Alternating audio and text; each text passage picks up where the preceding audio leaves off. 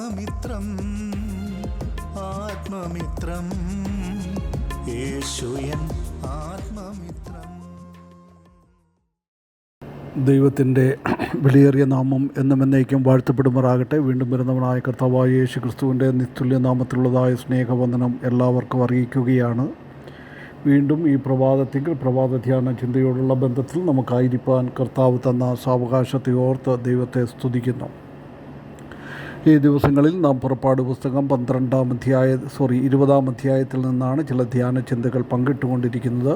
ഇപ്പോൾ 15-ാമത്തെ വാക്യമായ 8-ാമത്തെ കൽപ്പന മോഷ്ടിക്കരുത് എന്ന ഇതിൽ നിന്ന് 4 യാഥാർത്ഥ്യങ്ങൾ കഴിഞ്ഞ ചില ദിവസങ്ങൾ നാം ചിന്തിക്കുകയുണ്ടായി. ഇന്ന് അഞ്ചാമത് നമുക്ക് ചിന്തിക്കുവാനായിട്ടുള്ളത് because theft is so destructive to God's kingdom it can carry serious consequences. മോഷണം എന്ന് പറയുന്നത് ദൈവരാജ്യത്തിന് അതൊരു വിനാശകരമാണ്.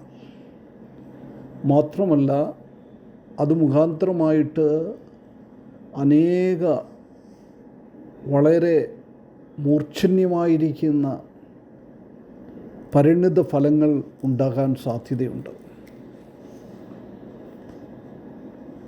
നമുക്കറിയാം, വലിയവനായ ദൈവം ഒരു വ്യക്തി സാമ്പത്തികമായിട്ട് ചീറ്റ് ചെയ്യപ്പെടുമ്പോൾ അവൻ്റെ പ്രാർത്ഥന, അവൻ്റെ കരച്ചിൽ ദൈവം കേൾക്കുന്നു. യോഹന്നാൻ്റെ സുവിശേഷം 6-ാം അധ്യായം 63-ാമത്തെ വാക്യത്തിൽ നാം കാണുന്നത് മാംസങ്ങൾ കൊണ്ട് യാതൊരു പ്രയോജനവും ഇല്ല. നാം നമ്മുടെ സ്വന്തം ശരീരത്തിന് വേണ്ടി അല്ലെങ്കിൽ നമ്മുടെ സ്വന്തം ആവശ്യങ്ങൾക്ക് വേണ്ടിയാണ് നാം മോഷ്ടിക്കുന്നത്. ദൈവം വീണ്ടും പറയുന്നത്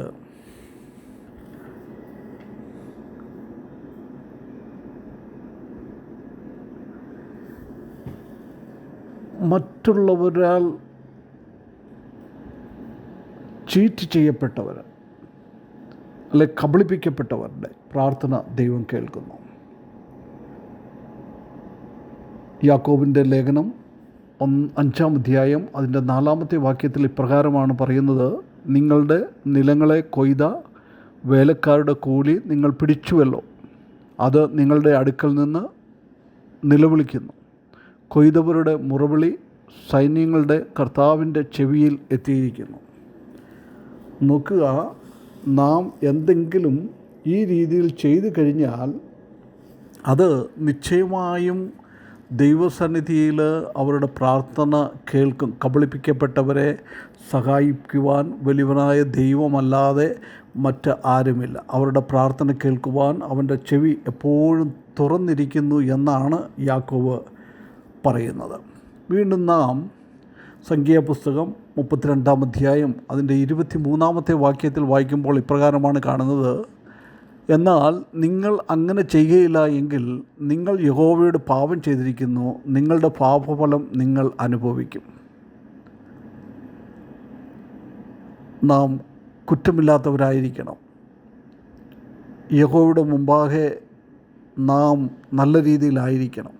അങ്ങനെ നാം ചെയ്യുമ്പോൾ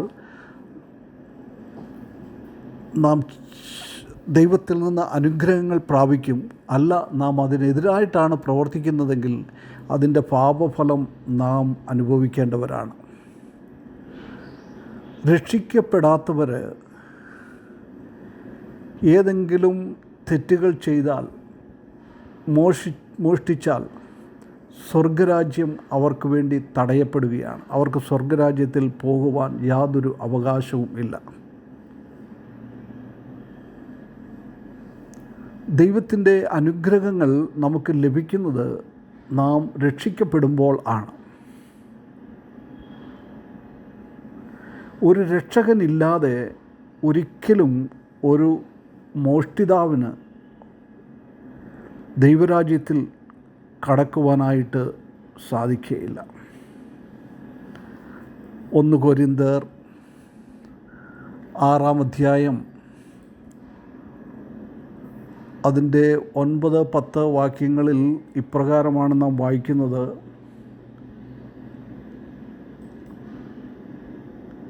അന്യായം ചെയ്യുന്നവർ ദൈവരാജ്യം അവകാശമാക്കുകയില്ല എന്ന് അറിയുന്നില്ലയോ? നിങ്ങളെ തന്നെ വഞ്ചിക്കപ്പെടാതിരിപ്പാൻ ദുർനടപ്പുകാർ, വിഗ്രഹാരാധികൾ, വ്യഭിചാരികൾ, സ്വയഭോഗികൾ, പുരുഷകാമികൾ, കള്ളന്മാർ, അത്യാഗ്രഹികൾ, മദ്യപാന്മാർ, വാവിഷ്ണക്കാർ, പിടിച്ചുപറിക്കാർ എന്നിവ ദൈവരാജ്യം കൈവശമാക്കുകയില്ല. ഈ പിടിച്ചുപറിക്കാർ, കള്ളത്തരം കാണിക്കുന്നവർക്കൊന്നും ദൈവരാജ്യത്തിൽ പ്രവേശിക്കുവാനായിട്ട് സാധിക്കുകയില്ല. രക്ഷിക്കപ്പെടാത്ത ഒരു ദുഷ്ടമനുഷ്യൻ്റെ, ഒരു മോഷ്ടിതാവിൻ്റെ പ്രവർത്തനങ്ങൾ മുഖാന്തരമായിട്ട് ദൈവനാമത്തെ അപമാനിക്കുകയാണ് ചെയ്യുന്നത്.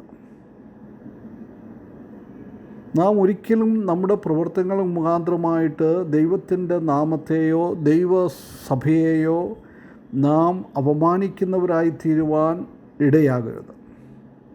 അതാണ് ദൈവം നമ്മളിൽ നിന്ന് എപ്പോഴും ആഗ്രഹിക്കുന്നത്. ഒരു മോഷ്ടിതാവിന് ചിലപ്പോൾ ജയിലിൽ കിടക്കേണ്ടതായിട്ട് വരും, അല്ലെങ്കിൽ ഒരു ലജ്ജ വഹിക്കേണ്ടതായിട്ട് വരും. ചിലപ്പോൾ അത് രണ്ടും ഒരുപോലെ ആകുവാനായിട്ട് സാധ്യതയുണ്ട്. ഈ ലോകത്തിലെ ഗവൺമെൻറ് അത് തന്നെ ചെയ്യുന്നു, വലിയവനായ ദൈവവും അതുതന്നെ ആണ് ചെയ്യുന്നതെന്ന് ജെരമ്യാവിൻ്റെ 2:26 നാം വായിക്കുന്നുണ്ട്. പരിശുദ്ധാത്മാവിനെതിരായിട്ട് നാം പാപം ചെയ്താൽ നമുക്ക് അതിൽ നിന്ന് ക്ഷമ ചോദിച്ച് പാപത്തിൽ നിന്ന് രക്ഷപ്പെടണമെന്ന് മത്തായിയുടെ സുവിശേഷം 3:2, 4:17, മർക്കോസ് 1:15 നമുക്ക് കാണാം.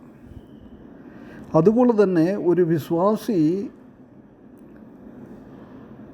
മോഷ്ടിക്കുമ്പോൾ അതും തൻ്റെ കുടുംബത്തിലും തൻ്റെ വ്യക്തിയുടെ മേലും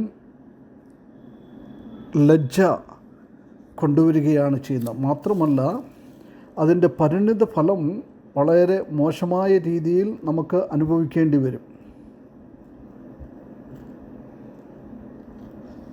ശലോമോനും ഇതേ കാര്യം തന്നെ സദൃശവാക്യം 15:27 പറഞ്ഞിട്ടുണ്ട്. അതിൽ നിന്ന് നാം രക്ഷപ്പെടുന്നവരായിരിക്കണം. നാം കഴിഞ്ഞ ദിവസം ഓർത്തതുപോലെ തന്നെ യാക്കോബിൻ്റെ ഭാര്യ റാഹേൽ തൻ്റെ പിതാവിൻ്റെ ആ ലക്ഷണം നോക്കുന്ന മൂർത്തി അപഹരിച്ചുകൊണ്ട് വന്നു. അവളത് ചെയ്തില്ല എന്ന് പറഞ്ഞ് തെറ്റു പറഞ്ഞു. എന്നാൽ തൻ്റെ പിതാവ് അത് കണ്ടുപിടിക്കുവാനായിട്ട് സാധിച്ചില്ല. എന്നാൽ ആ പിതാവ് അത് കണ്ടുപിടിച്ചായിരുന്നെങ്കിൽ റാഹേലിൻ്റെ പേര് മോശമാകുന്നതിനേക്കാൾ ഉപരിയായിട്ട് യാക്കോബിൻ്റെ പേര് മോശമാകുമായിരുന്നു. യാക്കോബ് പറയുന്നത് ആരുടെ പങ്കിലും കയ്യിൽ അത് കണ്ടാൽ അത് മരണയോഗ്യത്തിന് ഇരയായിത്തട്ടെ, താൻ അതിനെ കൊല്ലട്ടെ എന്നാണ് പറയുന്നത്. റാഹേൽ അന്ന് രക്ഷപ്പെട്ടു.